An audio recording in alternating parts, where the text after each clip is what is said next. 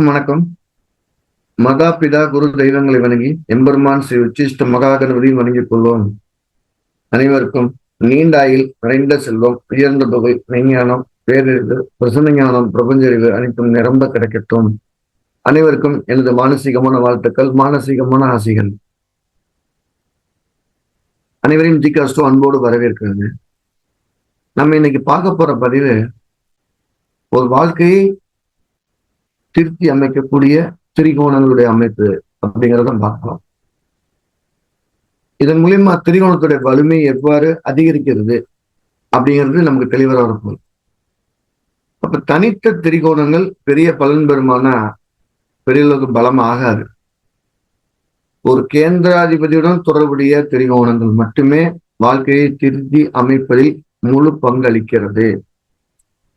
திரிகோணம்னா 1, 5, 9, கேந்திரம்னா 1, 4, 7, 10. ஒரு திரிகோணம் அல்லது திரிகோணாதிபதி ஒரு கேந்திராதிபதிட்ட அல்லது கேந்திரத்தில் இருக்கும்போது அந்த கிரக அமைப்பு ஜாதகரை வாழ்வில் திருத்தி அமைத்து இதுவரைக்கும் இல்லாத யோகத்தை கொடுக்குது. உங்களுக்கு ரொம்ப எளிமையா புரியணும் அப்படின்னா 4ஆம் அதிபதியும் 5ஆம் அதிபதியும் இணைஞ்சு 5ல இருக்கலாம். இல்ல 4ஆம் அதிபதியும் 9ஆம் அதிபதியும் சேர்ந்து 9ல இருக்கலாம். இல்ல 7ஆம் அதிபதி 9ஆம் அதிபதி சேர்ந்து 9ல இருக்கலாம்.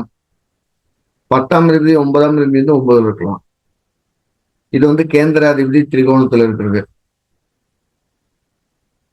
அதே மாதிரி ஒரு 9ஆம் அதிபதியும் 10ஆம் அதிபதி சேர்ந்து 5ல இருக்கலாம்.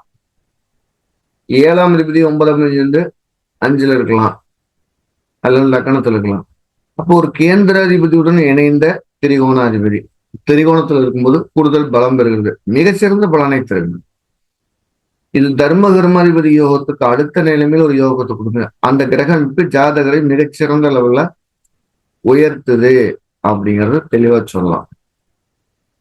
அவங்க 2 பேரும் பகை கிரகமாக இருந்தாலும் கூட யோகத்தை செய்யுதுங்க. அது ரொம்ப முக்கியம். இப்போ ஒரு ரிஷப லக்ன ஜாதகத்தை எடுத்துக்கிடுவோம்.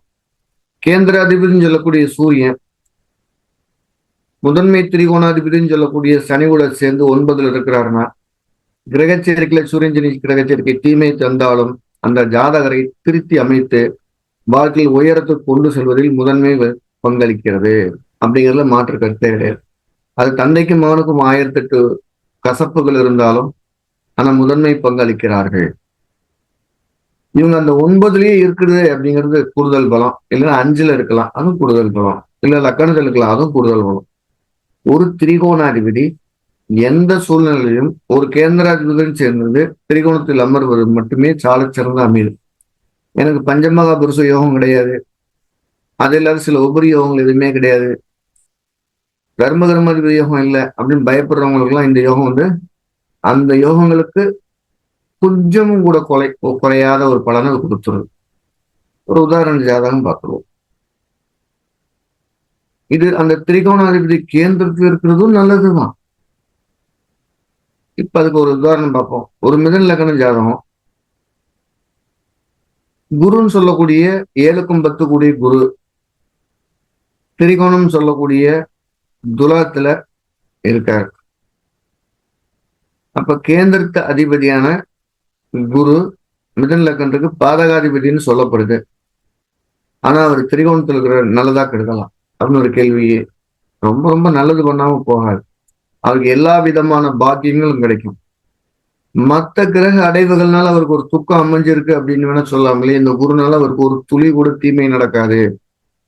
சரியான காலத்துல அந்த மிதன லக்னத்துக்காருக்கு 7, 10 கூடிய குரு 5ல இருக்கிறதுனால சரியான காலத்துல திருமணம், சரியான காலத்துல குழந்தை பேரு, இதெல்லாம் ஈஸியா அந்த திரிகோணாதிபதி கேந்திரத்துல இருக்கிறது. என்ன அளவுக்கு யோகமோ அதே மாதிரி கேந்திராதிபதி திரிகோணத்துல இருக்கிறதுனால கிடைக்குது. இந்த மிதன லக்னத்துக்கு குரு கேந்திராதிபதி பாதகாதிபதினு நம்ம அதை தள்ளி வைக்காம அது திரிகோணத்துல இருக்கிறதுனால பாதகத்தை செய்யறோட யோகத்தை அதிகமா செய்யும் எடுத்துட்டா போதும். இதுவே அதே குரு லக்கணத்துல மிதனத்திலேயே இருக்குன்னு வச்சுக்கோ, கூட புதனும் இருக்காருன்னா திக்பலத்துல குருவும் புதனும் திக்பலம் பெற்று அந்த ஜாதகரை மிகச்சிறந்த உயரத்துக்கு கூட்டிட்டு போயிருக்கு. அப்ப ஒரு திரிகோணாதிபதி கேந்திரத்தில் இருக்கிறது ஒரு யோகம் அப்படின்னா, கேந்திராதிபதி திரிகோணத்தில் இருக்குது வாழ்வை திருத்தி அமைக்கக்கூடிய மிக உயரிய யோகம் தைரியமா சொல்லலாம். இதை நீங்க அனுபவிச்சு பார்க்கலாம். இந்த ரெண்டுக்கு என்ன வித்தியாசம் அப்படின்னு எடுத்து பார்த்தோம்னா, ஒரு திரிகோண அதிபதி கேந்திரத்துல இருக்கும்போது அந்த யோகத்தை அந்த ஜாதகர் மட்டும்தான் அனுபவிக்கிறார். ஆனா கேந்திராதிபதி திரிகோணத்தில் இருக்கும்போது அந்த யோகத்தை அவருடைய பிள்ளைகளுக்கும் பேரங்களுக்கும் கொண்டு செல்கிறார். அது கூடுதல் பலம். அதனால ஜாதகர் வாழ்வில் இருந்து அடுத்து வரும் தலைமுறையும் சேர்த்து திருத்தி அமைக்கக்கூடிய யோகத்தை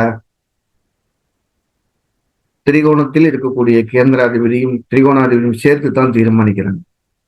தனித்து இருக்கிறது பெரிய யோகம் இல்லை. மறுபடியும் சொல்லும்போது ஒரு மிதன லக்னம் ஜாதகம், இந்த லக்னத்துல சுக்கிரன் புதன் குரு 3 சேர்ந்து இருக்காரு.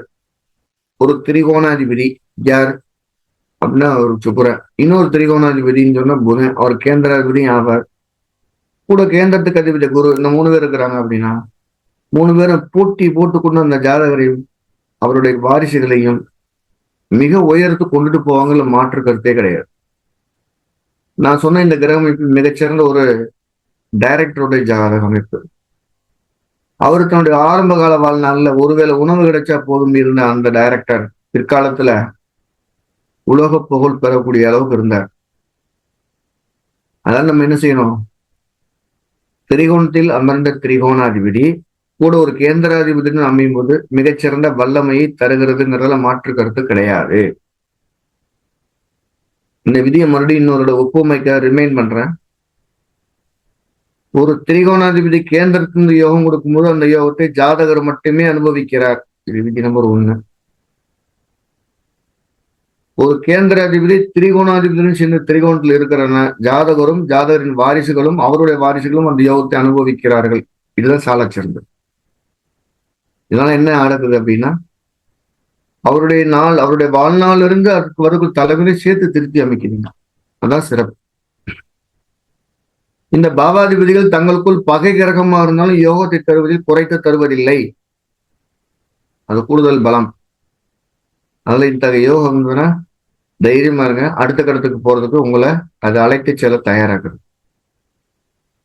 நமக்கு எந்த இடத்துலையும் ஒரு கேந்திரமும் திரிகோணமும் சேர்ந்து கேந்திரத்தில் திரிகோணத்தில் இருக்கிற யோகம் தான். அதுல முதன்மையான யோகம் கேந்திராதிபதி திரிகோணாதிபதி சேர்ந்த திரிகோணத்தில் இருக்கிறது முதன்மையான யோகம் அப்படின்னு ஞாபகம். திரிகோணம்ங்கிறது 1, 5, 9. இதுல யார் ரொம்ப சிறந்தவர்னு எடுத்துக்கணும், 9 முதன்மை திரிகோணம் அவர் தான். 2வது திரிகோணம் என்பது 5ஆம் இடம், சமதிரிகோணம் சொல்லப்படுறதா லக்னம். அது மாதிரி கேந்திரத்துல முதன்மை கேந்திரம் என்பது 10வது வீடு, 2வது இருக்கக்கூடியது வலிமையா இருக்கக்கூடியது 4வது வீடு, 3வது 7வது வீடு, அப்புறம் தான் லக்னம். அதனால முதன்மை கேந்திரமும் முதன்மை திரிகோணமும் எல்லா யோகத்தையும் அள்ளித்தருவதற்கு சால சிறந்ததா இருக்குது அப்படிங்கிற நம்பலாம்.